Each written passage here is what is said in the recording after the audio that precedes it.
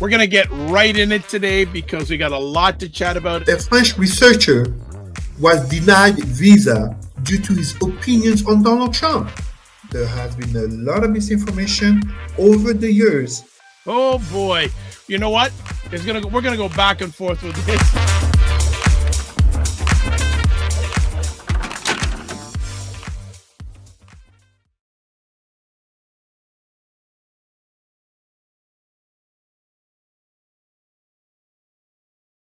Let's get it right. What is up, everybody? It's Dr. Vibe, host and producer of the award-winning Dr. Vibe Show, the home of Epic Conversations, and I'm the host of Epic Conversations. 2018 Innovation Award winner, 2020 Best Podcast News Award winner given out by the Canadian Ethnic Media Association. I also co-host and co-produce the only online show in the world for dads, fathers, and male caregivers that is sponsored by Dove Men Plus Care. And being part of that, I say venture for the last few years, I've reached out directly and indirectly to over 400,000 dads, fathers, and male caregivers around the world. And as always, I'd like to say you're blessed, highly favored, a magnet for miracles, and a solution for someone's problem. We're broadcasting live today on July 20th. It is as my dad would say, a beautiful day in Toronto. Absolutely. The temperature is starting to raise back up again, which is not the end of the world, but the humidity is starting to get there. I'm not too much in the humidity. I love the hot weather. The humidity, I can deal with it without. I was chatting with a group of people today, and they were saying, you know what? One person says, I can't stand the heat and humidity. Another person says, hey, look, you know what? I don't mind it because in 4 or 5 months' time, I'm going to be complaining about how cold it is. I'll just take it because the way time goes so fast these days, it's just going to blow by. You are tuned into Black Canada Talking, and it's online conversation where Black Canadians give their takes, their points of view, their thoughts, etc. on things locally. Since I'm in Canada, I'll say municipal wise, local wise, provincial wise, country wise, international wise. And I usually am on here with Cesar Ndema-Moussa. We don't know where Cesar went. He was with us as we got started and he vanished. So we're speaking. Oh, there is Cesar. Cesar is back. Okay, he is back in the fold. So we're good to have him on as also. Everything okay on your end, Cesar? Dr. Vibe, thank you always for having me. Thank you to our people and our allies, and also your production team, of course. Oh, yeah, can't forget the production team. Critical. What's been going on in your world? Well, Dr. Vibe, we just got back, the family back from France on Friday, and we were in France for a week, a family wedding. Oh, My, nice. yes, family wedding, and new addition to the family Oh, as wow. well. Wow. Um, so it was great. I'm really happy my wife and daughter got to enjoy the trip. Um, just a little warning to all our people on this side of the ocean. If you count on going to France and drive in Paris, be mentally prepared. It's not my first time, but I forgot to mention it every time before. And it's just because this time we had other family members and they were like, like it's talk to people who have been to France for the first time in Paris. They will tell you stories about the driving of people over there. But otherwise, no, I'm here. Thank you always for having me. And yeah, we're here. The fight continues to advance the cause of our people, but also all human rights for all people in the world. Great. Was this the first time your daughter has been to France, Paris? Oh no, no, no, no, no, Oh, no. okay.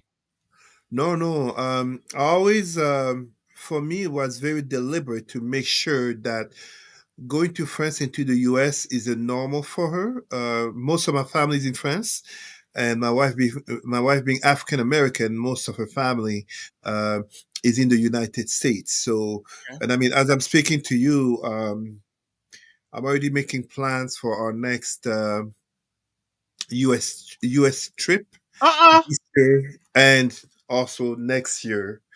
As going to France is every 2 to 3 years going back to France. Now you're saying you're making plans to go back to the US. I have Yes. only known you that you go to okay, I know you do a lot of professional stuff going to the US, like stuff for the UN. Outside of Mm. that, going to the US is family stuff, or is it places you wanna go? Family. Okay, Oh, no, no, no. It's purely it's a family, but also how can I put it? Look, the current climate in regard to the Trump administration, it's gonna end. It's when I say it's gonna end, everything is in evolution. I am not telling people not to boycott going to the US. You do what is right for you. But in my case, let me put it to you this way. Uh, I had a Brazilian ex. okay. If I would have a child with her, would I have stopped going to Brazil because the president was Jair Bolsonaro, a white supremacist fascist? No, I wouldn't have stopped because I want to make sure that my children, um, as I remind my daughter when she says she's African, I remind her you're African and African American. You see, Mhm. to make sure that no borders shall stop us in terms of doing what is right. Okay. Then let me ask you another conversation piece. If you if you didn't have family in the US, would you still go to the US outside of going there for professional stuff? Absolutely not. Okay. Oh no, but that's exactly it. Absolutely not. I wouldn't because I would not be supporting. I've never denied this publicly nor privately. I am not nationalist. I'm not a nationalist. Okay. Nationalism is a European disease, but Mhm. I'm very patriotic. I am an absolute adherent to the Constitution and the potential of what Canada can be. And as such, as a patriot to the nation of Canada, a nation that has given me uh, uh, the means and the ways uh, with my efforts to achieve who and what I become today, professionally, individually, but also in terms of my family, I absolutely, as a patriot, would be boycotting another nation that is threatening the well being of Canada. In the same sense, most of my family is in France, and Yeah. I'm born in Cameroon. I hold multiple allegiances, but my passport is Canadian, my family is here in Canada, and my my children will be born in Canada. So to me, there is no confusion. If it wasn't that uh, my daughter is half African American, there would absolutely be no tangible reason for me to go to the United States during the tenure of this current president. On that, I don't think anything else has to be said. Let's go to a 30-second commercial. We'll be right back. Whenever I'm around, it's the home of epic conversations. So many of us are blind to the fact that they don't know what they don't know. We sort of appreciate all the help that we're given, all the help that the government is giving us, but we as people, we have to unite together. Confidence is something that's very impactful because that is something that you carry with you. Oh, that mic drop. All right. So, and that is the morning vibe, Monday and Friday mornings at 9 a.m. Eastern, 6 a.m. Pacific. There's mic drops there, but there's also mic drops here. Just wanted to make sure everyone realized that. Let's do the housekeeping. Please subscribe to the Dr. Vibe Show on YouTube and hit the notification button. Would love you to do that. Also, like the Dr. Vibe Show on Facebook, LinkedIn, Instagram, TikTok, and Substack to advertise your business, product, or service on any of the platforms that I am on. Please email me at dr.vibe at the drvibeshow.com. Can't forget Indie Soup TV, independent content creators platform powered by our good friend Dr. Tachi out of Fort Lauderdale, Florida. About 20 to 25 independent content creators and about 27 to 28,000 subscribers on the YouTube channel. I'm on that channel a lot and also a member of the advisory board. Please check it out. And remember that only 4% of all YouTube channels have over 10,000 subscribers. And this one has 1,850, which it puts me in the top 10% of YouTube subscribers. Can't leave myself out. Got to make sure I'm in there too. And as also, if you want to get in touch with Cesar, email him president@rootsandculturecanada.com. You can also find him on Facebook. All right, let's get at it. First conversation piece, Cesar, latest news and developments from Africa. Kick it off, sir. Dr. Vibe, how can I put it? I did say it would be a hot summer. And when Ah, we speak regarding Africa, it is important and interesting, I would say, to mention, as we were notably talking about Trump, about how um, a so-called peace treaty was signed in the White House with notably uh, the DRC, Democratic Republic of Congo, aka former Zaire, and Rwanda. This was at the White House under Trump, and some people online saw controversy further to that with African leaders, heads of state at the White House taking a photo with Trump as he was notably addressing economic plans. But to go further than that, the Africa that we're talking about in 2025, uh, we can address all the topics, and we are not trying to paint a monolithic view of Africa, but this is an Africa that is indeed awakening. This is an Africa which is shaking the world, as its awakening also means a growth of self reliance and a growth of interconnectedness, as we can see with the Western African states of the Sahel, Mali, Burkina Faso, and Niger. This is an Africa in which the African Union has what's called Agenda 2063, aka 100 years since the African Union. But it is an Africa in which other nations, other powers have strong interests in Africa. And one of the things that's coming, so I really wanted to address two, because there are so many fronts to address, but two fronts. One, in terms of the past colonial relationships, such as with France, as the French army, by insistence, request of the current Senegalese president, has closed its last army base, aka the end of French presence in Senegal. Senegal, notably through Port Louis, has been seen as a beacon of French colonialism since the 19th century, and truly even before that, when we talk about slavery time. But in terms of colonization, uh, the expression tirailleurs sénégalais, basically Senegalese infantrymen in the French army, were notably used to go conquer other African tribes, and uh, are mostly known for being the African soldiers saving France during World War One, but also during World War Two. This is the same story where too often most people have never heard of the massacre that happened in the army camp of Tiaroy, 1945, shortly after the defeat of Nazi Germany, where African soldiers basically went to request equal pay to the white soldiers that they served alongside with in Europe, and yet the French commandment ordered a massacre and tried to hide it, basically bury them, and also minimize the number of deaths.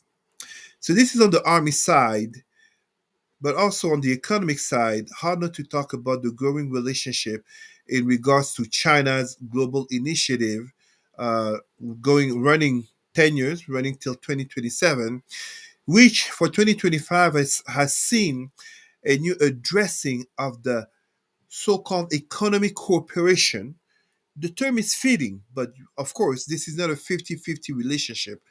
Economic cooperation between China and Africa in the larger conversation of the Silk Road Initiative, and, of course, of China aiming for global economic hegemony. And I really stress economic because, as far as I know, as far as I read, as far as I'm aware, China is not trying to become some military hegemony, but in its quest of economic hegemony, sees Africa as an, and I'm really speaking, I kind of hate to do this because this is the way the summits are done. Like, China, Africa, Russia, Africa, France, Africa.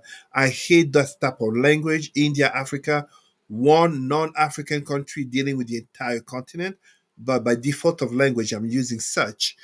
Where so basically, China is seeing that Africa is a necessary partner to its goals. The president of the Chinese Communist Party, the CCP, President Xi Jinping, basically seeing that through the relationship, the economic relationship of China and Africa, not only China can reach its hegemony goal, aka return to the first place of economic power, which China had actually centuries ago, if I'm not mistaken, until the 14th century. Some may argue until the 19th century, notably in the context of the Opium Wars, when Western nations wanted to destabilize China.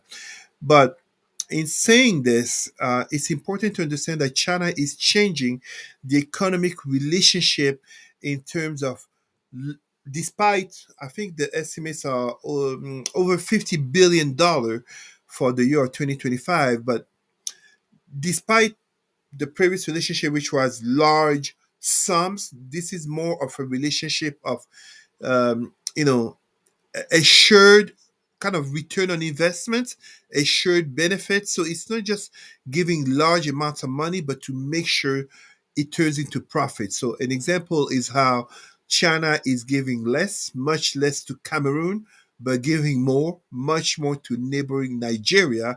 Why? Nigeria, we're talking about gas, we're talking about oil. So very much a mutually benefit relationship, even more as Nigeria, part of uh, OPEC countries, the oil cartel, but also Nigeria, uh, the most populous African nation, bound to be also a true giant. I say true giant because right now it's most seeming like a giant with clay feet, but a true giant, not only in African economics, but with a potential of becoming a giant in global economics. So these type of news are important, um, because as we talk about, our black world, allow me to remind our people something that our great leader, Brother Malcolm X, said, which I never forget, which I probably quote, if not every week, every month. The black man, and in brackets, woman and child, cannot be respected as long as Africa is not respected. And inversely, Africa cannot be respected until the black man, woman, and child are not respected. And respect is not and never given, it is earned. It is earned in terms of economic power that translates into political power, and as such, spiritual and cultural power. As you hear me talk about all the time, the three cancers of the black psyche: number one, entertainment; number two, consumerism; and number three, religion.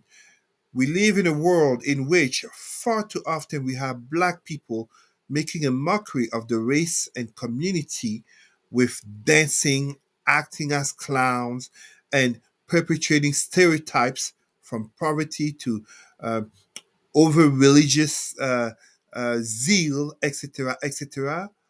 Meanwhile, a Jewish person, even if poor, such as is the case for majority of Hasidim, aka Orthodox Jews, a Jewish person, even if poor, is respected and or feared, not so much because they are Jewish, but because there is an association to them to a strong community and a strong state of the state of Israel. When we talk about the development of Africa, it is not a simple matter of numbers. Example, I like to remind people about all statistics talking about 2050, one human out of three will be African. But that means absolutely nothing if Africa is still seen as poor. It means nothing if Africans, uh, perfect example, as I talk about consumerism, the artist Burna Boy proudly showing himself buying a McLaren Senna. This is a sports car, top of the line sports car, only 15 existing in the world. And Ayrton Senna is one of my favorite athletes, a beautiful story. Why not support African made cars? This is the mindset that keeps us poor. This is the same mindset that makes so many of our people, Jesus will come back, Allah Akbar, Yahweh, all that stuff, anything but African spirituality. So these developments, I hope, I truly hope, are just step forward towards not so much others, aka non-Africans, non-blacks, respecting us, but us respecting ourselves. Because whether we are born in any African country, any Caribbean country, or whether we are black, Afro Brazilian, Afro Colombiano, Afro Mexicano, African Canadian, African American, we are still connected and first seen through the lens of what is the state and respect of Africa.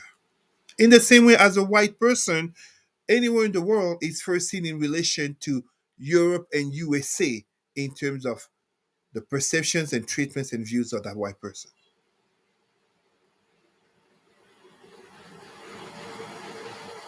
I'm sorry, Dr. Vibe, I can't hear you. All right, sorry about that. You're going all in as usual. Just want to get some comments in before we move to our next conversation piece. Sandor, who is, I think, fairly new to the Dr. Vibe Show family, says, why did I? I never, I think that's a compliment, my brother. It It is. It never even crossed is. my mind. I had how do you call that, beard trim Friday, the 11th, where the day I flew. We flew to Paris, and now that I read it, I'm seeing myself. I get it. Nice Okay. days. I love that. That is cool.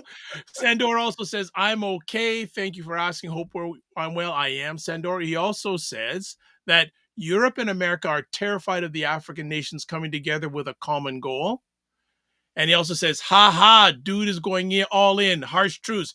You're just catching up to Cesar. You got to rewind and look at some past episodes of Black Canada talking. He always goes in.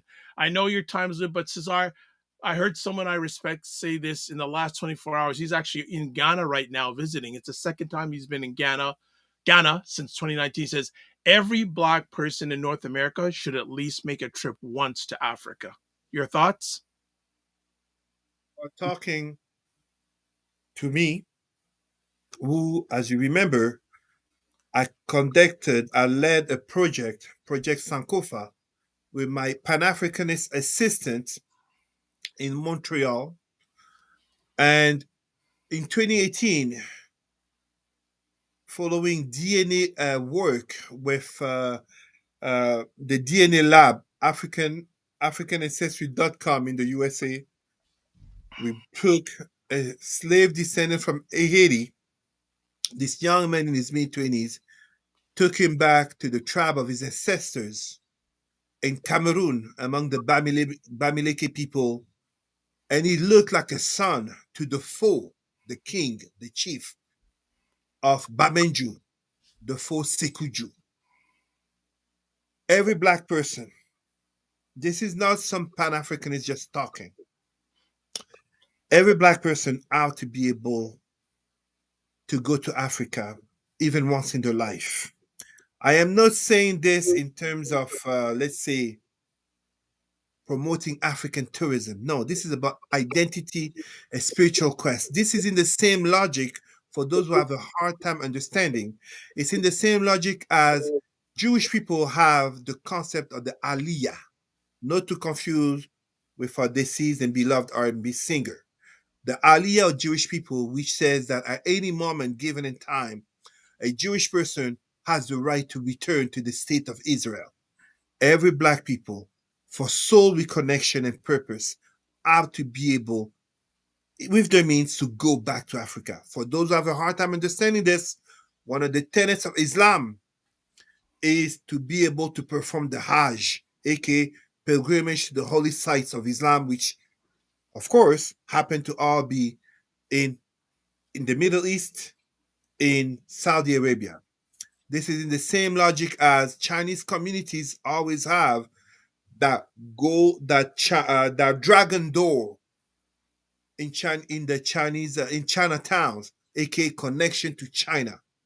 Our connection must be deeper than the skin. It must be in the identity. It must be in the spirituality, in order to recenter us, to reconnect us, not only to the continent, but to one another. That's why, as you heard me, just because I'm born in Africa, I'm not here talking about Cameroon all the time.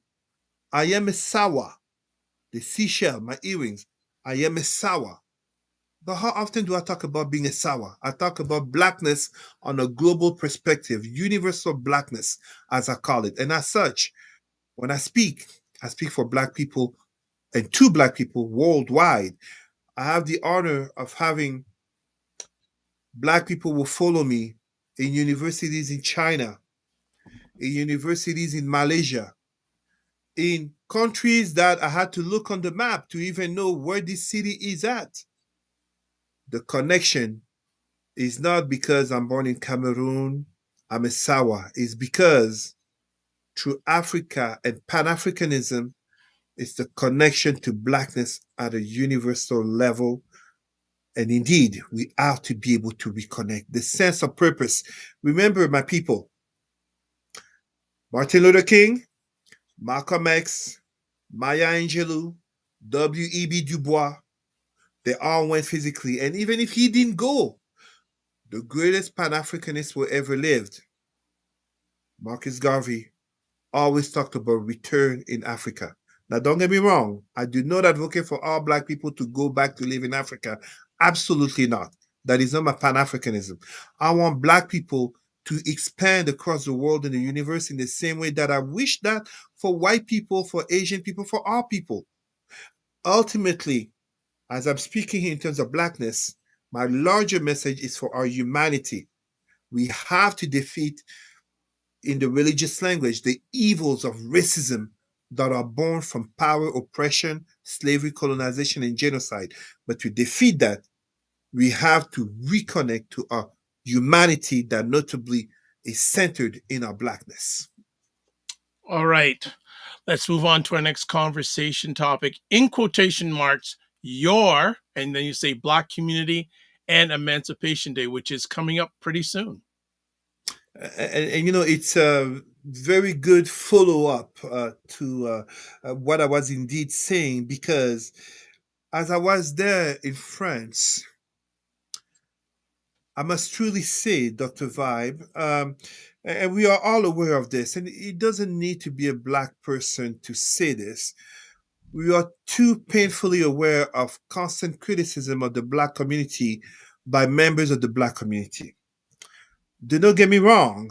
I absolutely understand and I can second a lot of the criticism, notably as I speak of the Black psyche, entertainment, consumerism, religion, as I was saying earlier, just as some of the state of mind that are too prevalent, too often seen in our community. Impulsivity, hyper emotivity, how do you call that? A certain lack of ethics, and a certain lack of, how can I don't want to say professionalism, but I give you an example that I find painful, and I don't like saying this. Far too often we see Black people lowering the standards when it's a Black business, and the same Black people, if you hire them in a white/slash non-Black business, they upgrade the standards. These are scars and sequels of the constant oppression that we face. And as such, when I speak of the Black community and Emancipation Day, the Emancipation Day that I speak about is beyond Emancipation Day 1834, in regards to the British Empire abolishing slavery throughout all its colonies and thus in Canada. If I recall, August 1st, 1834. I'm speaking of Emancipation Day in terms of which, when we do speak of the Black community and notably criticize it, and absolutely, criticism is a part of growth. I invite our people to question themselves on what they call the Black community. So I'm not speaking of the Black community as a whole, as I was saying in our previous segment. I'm speaking of your Black community. Let me give you an example, Dr. Vibe. Allow me. I will just speak of last week, aka Friday, July 11th to Friday, July 18th, as I was in France. What is this Black community that I'm talking about? My Black community expanded, and I'm fortunate that it always expands. When we arrived, leaving Canada on Friday, no, Zaza, good listening. Someone wants to say hi to you, Dr. Vibe. I think it's fair. Dis bonjour. Bonjour. Bonjour. Good to see you. You too. All Thank you. right. Comment ça Okay. va? Comment ça va? Comment ça va? Dr. Vibe speaks English. You can speak to him in English as well. Okay, go. Go to mama. Thank you. Bye bye. Bye bye, boss. The boss of the house. All right. Close the door. That's so good. So, as we left Ottawa on Friday and landed Saturday, my wife needed medication at a pharmacy. Now, business hours and days are not the same as here. Pharmacies being closed. Here we are walking after maybe a third pharmacy down the street from where our hotel was, and someone just yelled my name, Cesar. I had no clue what was going on. And FYI, I had never been in that city. In that, I mean, we were in Paris, but Paris has large suburbs, aka like small cities. I had never been there before. My wife was surprised, and it turned out that he was one of my followers on Facebook. One of my followers of many years on Facebook will recognize me on the street. And the surprise, the joy, I introduced my wife, my daughter, he drove me to a pharmacy that he knew was open. My Black community is a community in which, I mean, I give examples left and right here. It's a community in which uh, another one of my followers uh, would give me a ride to the airport when I didn't have a rental car. This Black community, not just family, that would come to restaurant to welcome me to France. It's a Black community in which, as Thursday, so just 3 days ago, one of my cousins got married, and the staff, the catering staff, all had these beautiful African scarves, aka sankofa, Adinkra symbols, scarves, and a talk with the chief caterer surprised us as she also has people, family in Ottawa, and we exchange connections.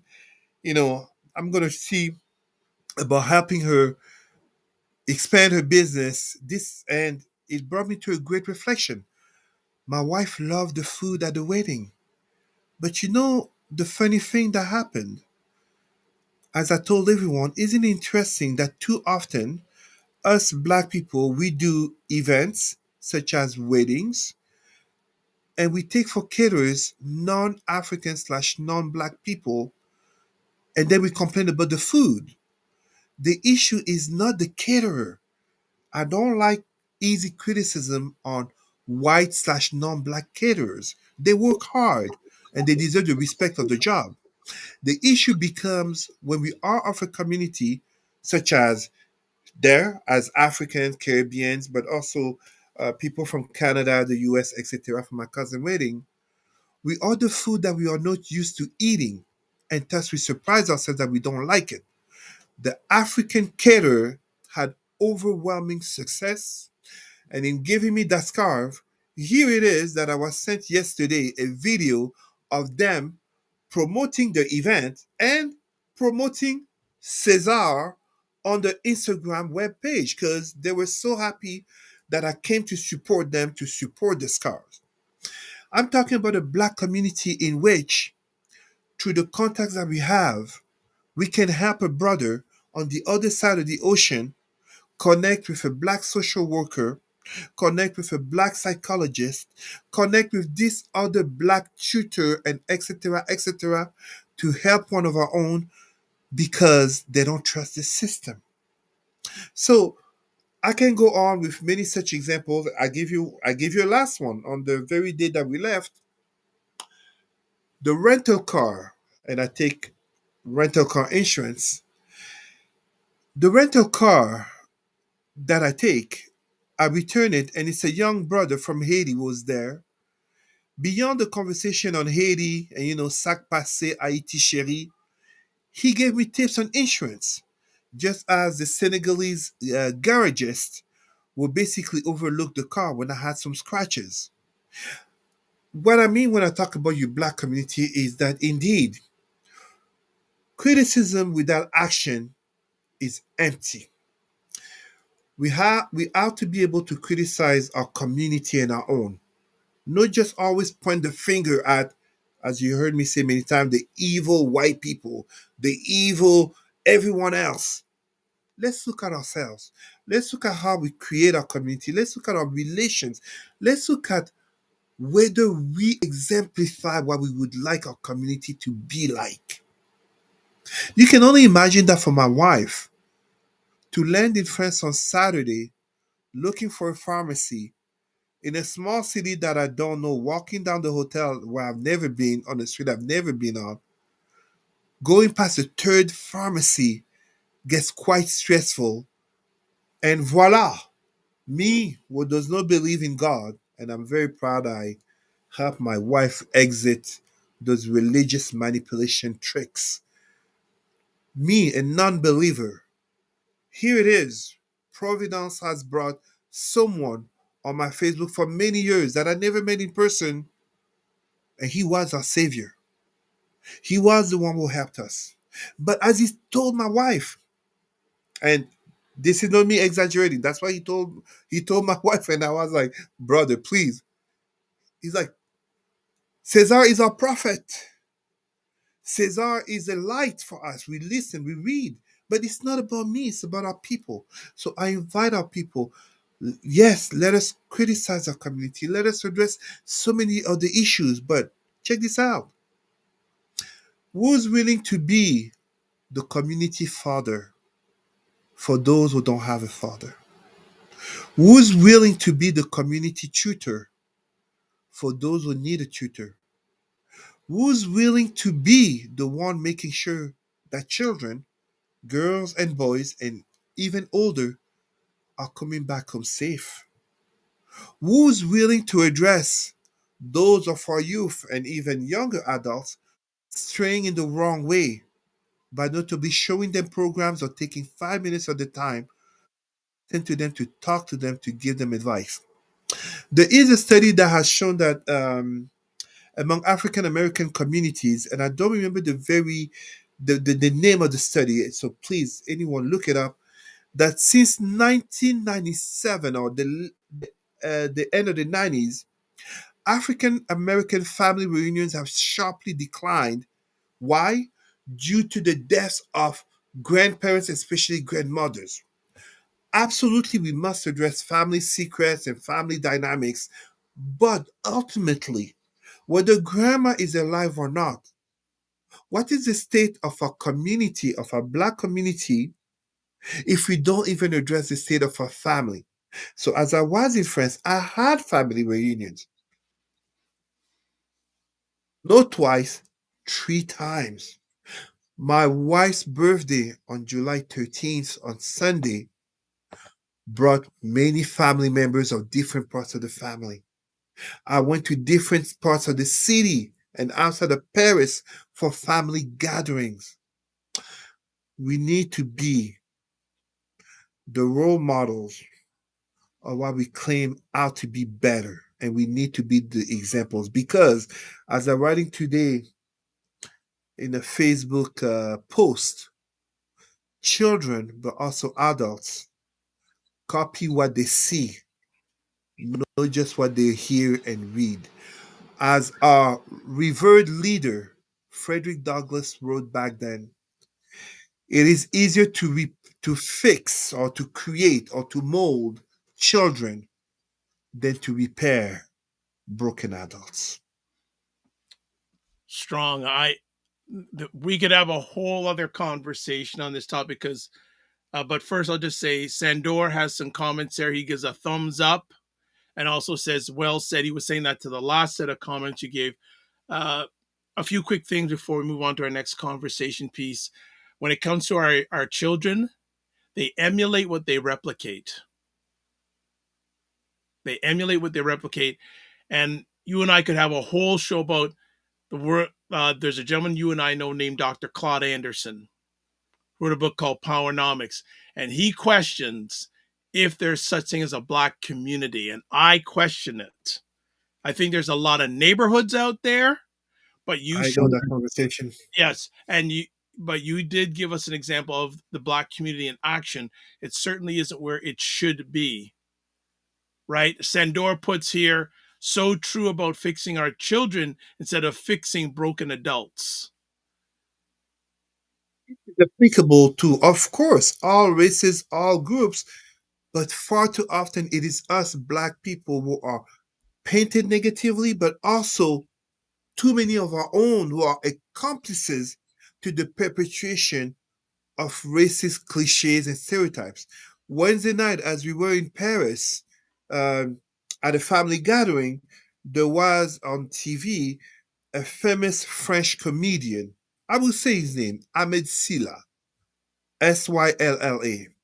And as I told my wife, because I made it very plain and clear that I dislike this comedian. And my wife is always surprised when I come out so bluntly saying that I dislike another Black person, because as a Pan Africanist, it's not exactly what one expects to hear. And I told my wife, beyond the fact that he's wearing a blonde wig, pay attention to the crowd. It didn't take my wife 1 minute to notice it. Practically all white.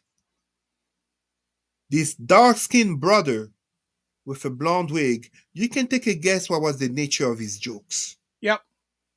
He's known for that. And we have too many of such. And this is why I notably talk about Black community in the larger sense in which far too often we are associated to negativity by our skin color. Sandor also adds, the path is decided by a child's upbringing. We have to do better for all children. Cliche, but Absolutely. so important, the most important. But absolutely, Dr. Vibe. I saw a video, I was sent a video, I think it was today, of a fight on an airplane. Who were fighting? Black people. I was also sent today, and notice I was sent today a video of fights on multiple boats in the US. The video sent to me by one of my Facebook followers in France. Who were fighting on the boats? And Black people. on cruise ships. But many layers to that. That again, many of us have become so indoctrinated. We're showing the worst of us instead of the best of us. There you go. Right? And that becomes problematic. Absolutely. And this is why I will say this last thing. One Black person that I've often criticized, and my criticism remains, from one of my heroes as a teenager, Shaquille O'Neal. You know, Oh boy. uh, Okay, go ahead. Oh, go ahead. I know. I have a feeling I know what you're going to talk about. why do I like? I mean, I don't really like. How do you call these things? They're not called candies. You know, chocolate bars. Yeah. Mr. Big chocolate bar. I mean, as a teenager, I had a big poster, Mr. Big, Shaquille O'Neal, etc. Yeah. And as I became an adult in my 20s, I realized, notably professionally, that he was bad for my image, as too often the stereotype of the dark skinned, tall, muscular, bald headed black dude acting a fool. Even him, Shaquille O'Neal, was faced with that when some young teenage white on the show that he was on I think ESPN, the NBA analysis Oh show, no, it's so inside the NBA with it's on he said TNT. he was disrespected once, and yet, when we say Shaquille O'Neal, we're thinking of the basketball player, but too often we forget his proper name is Dr. Shaquille O'Neal, PhD in education. And the latest news I know of him is that he has returned to achieve some type of Yeah. sports psychology, something like that, Yeah. in order to help former athletes. This is the Shaquille O'Neal that the black community needs, Yeah, but not the stereotypes. if Please I go if ahead. I could have your permission to interrupt, but he's also involved in a scandal. We won't go into it here, but he threatened publicly to punch someone in the face, and that's a whole other sidebar story that we won't get into now.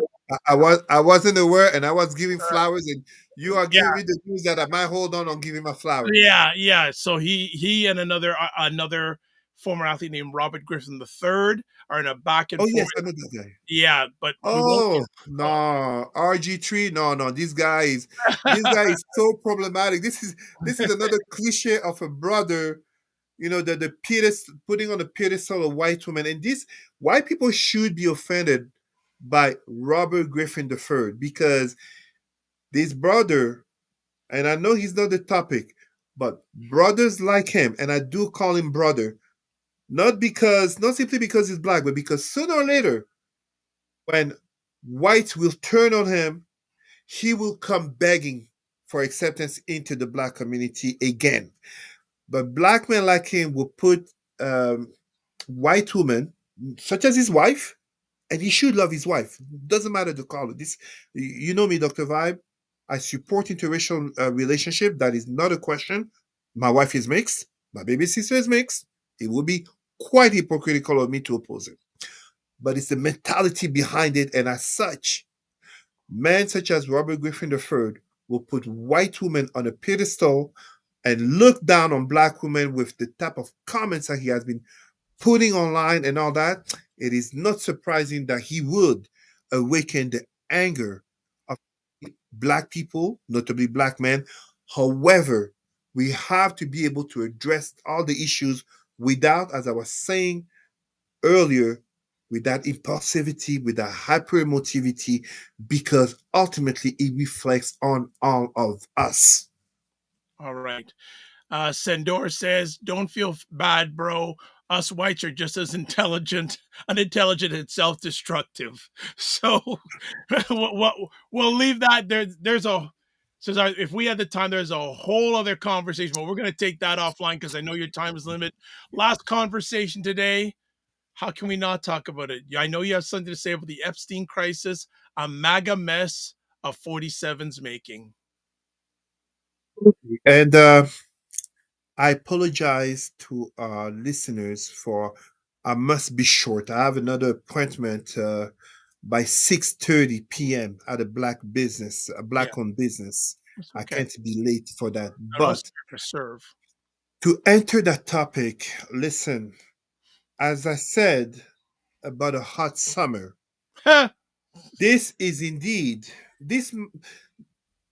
I mean, January 20th. Today is July 20th, aka if I'm not mistaken, 6 months later, right?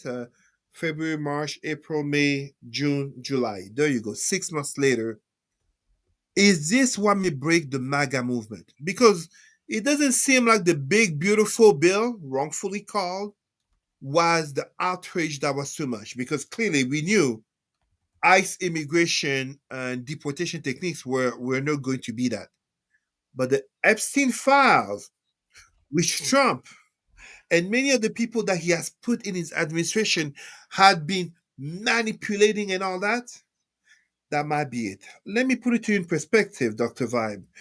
Before the show, I was listening to an interview on MSNBC of a man by the name of Rick Logis, if I recall, Logis, Rick Rich, founder of an organization or website called Living MAGA. And indeed, as he said it so well, either Trump and his henchmen and henchwomen were lying about the Epstein files before he returned to the White House, or they've been lying since in claiming there's nothing to see. Now, people will say, oh, yes, he has decided he's going to release them, but he's not releasing them out of his will, such as he promised. Example, we will declassify, etc., regarding MLK, regarding JFK, etc. No, this is coming from pressure. The same pressure in which $10 billion lawsuit, notably against the Wall Street Journal and Rupert Murdoch, and yet it is factual proofs that Trump and Epstein did have a friendship, that Trump has been on that plane, okay, record logs. This is what we're learning. I mean, I don't want anyone to want to sue me as if I personally know Donald Trump or Jeffrey Epstein. I do not. You know, Melinda French Gates did openly talk about how she disapproved of the relationship that Bill Gates had with Jeffrey Epstein because he was an unsavory character in this lust of flesh regarding young, attractive women and, we should say, girls. But this is the same Donald Trump who talked about grabbing them by the P word. This is the same Donald Trump will brag, about his entrances into the ladies, I can't recall exactly how it was said, ladies change room at the Miss Universe pageant, whatever that he was doing. This is also the same Donald Trump who, among his convictions, we find statutory rape, Eugene Carroll. So where I'm going here is the Epstein crisis regarding you know, deep state pedophiles and relation of power and money and secrecy. This is coming from the very MAGA movement for which many, as I've seen videos of MAGA fans burning their hats, like burning the flag.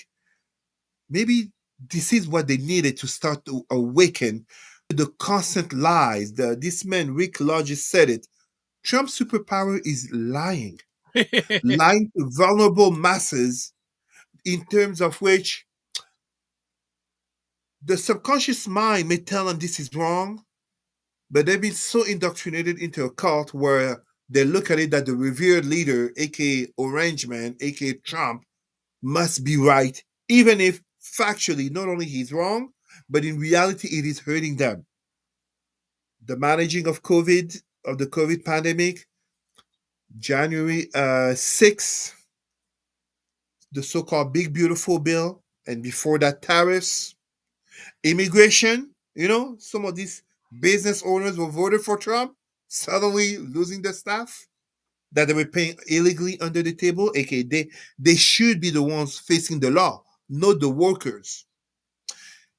This is basically a mess, but the question, will it be the mess that becomes too much? Because, and I say this last one, this MAGA extremist, I don't know if there's even really such a term, Laura Loomer talked about Oh, yes, yes, yes. this crisis might be the one that define the Trump 2.0 regime administration. And notice something, Dr. Vibe. Pam Bondi, DOJ, Department of Justice, right? Kash Patel, she's a woman. Kash Patel, FBI, brown guy. And I forget his full name. Dan, Bonjuno, Dan Bongino.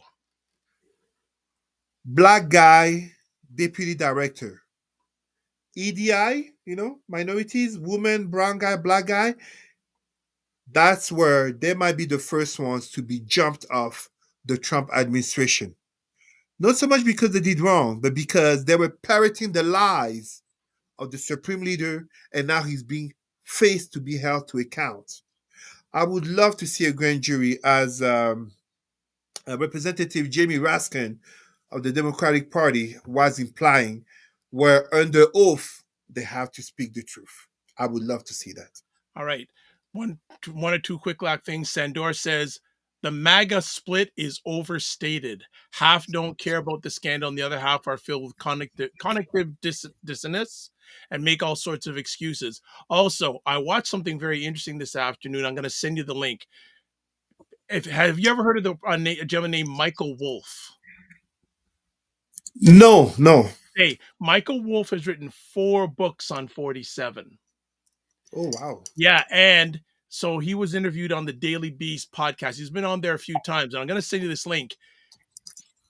People, if you watch, do you notice that all the women that are part of Trump's, oh, sorry, I said his name, 47's Are entourage, blonde? they look like beauty contestants. Yes, it's I can't remember the term. Stepford Stepford wife Wives, yes, effect, yes. something like yeah. And what pageant did 47 for many years own? The Miss Universe pageant. Hmm. It's a very interesting conversation. I'll send you this, send it to you. It's a very interesting because all of them, and most of them do not have the qualifications.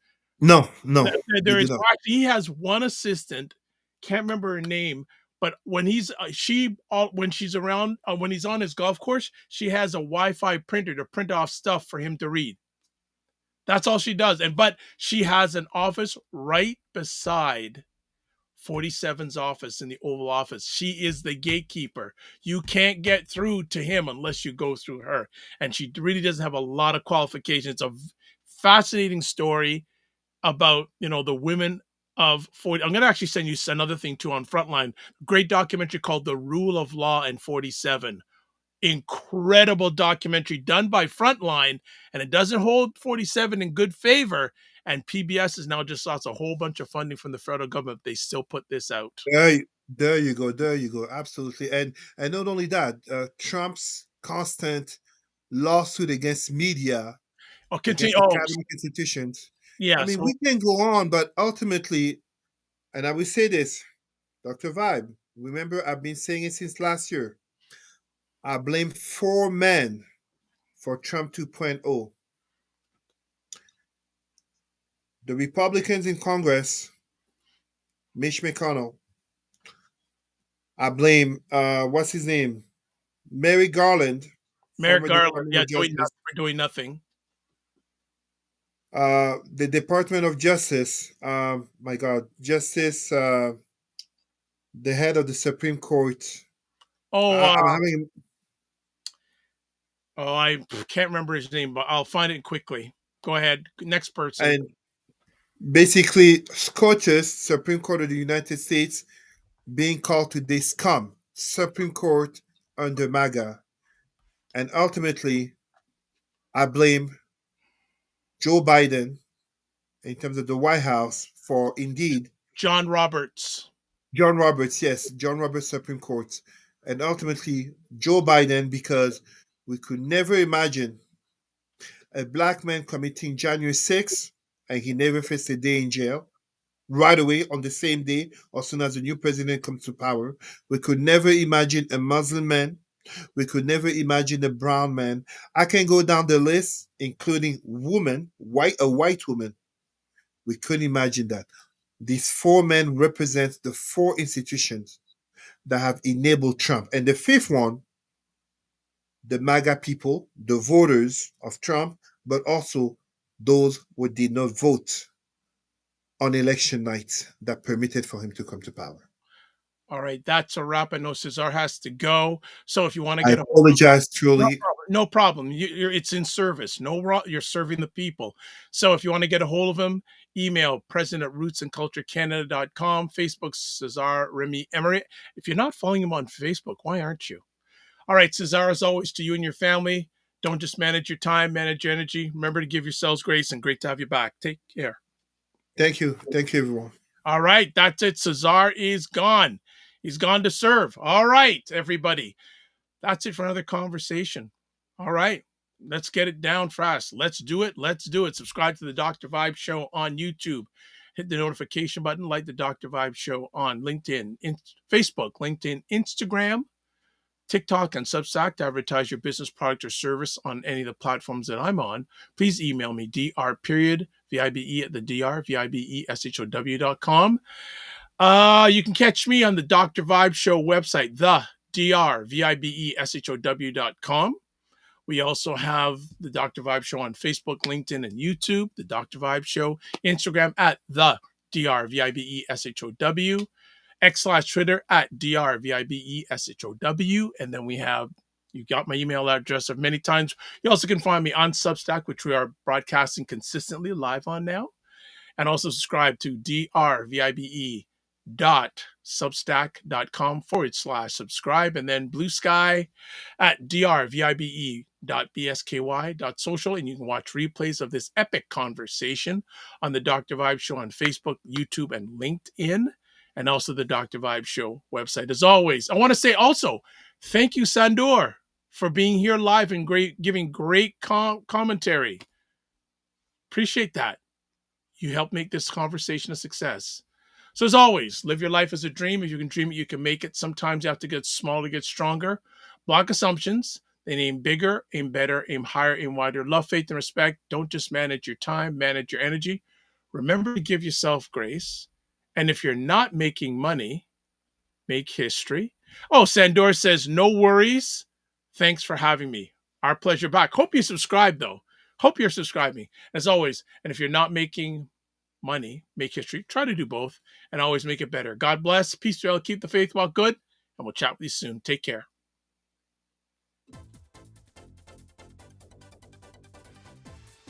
Just take a quick moment. Yeah. You just introduce yourself.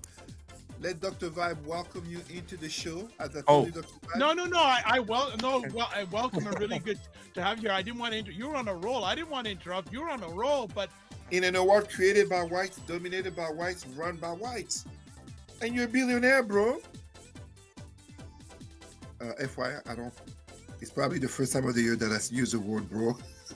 yes, it is. That's the first time, as long as I've known you, you use it. My daughter would laugh. But for many people, the economy ain't great. There we go. I saw that.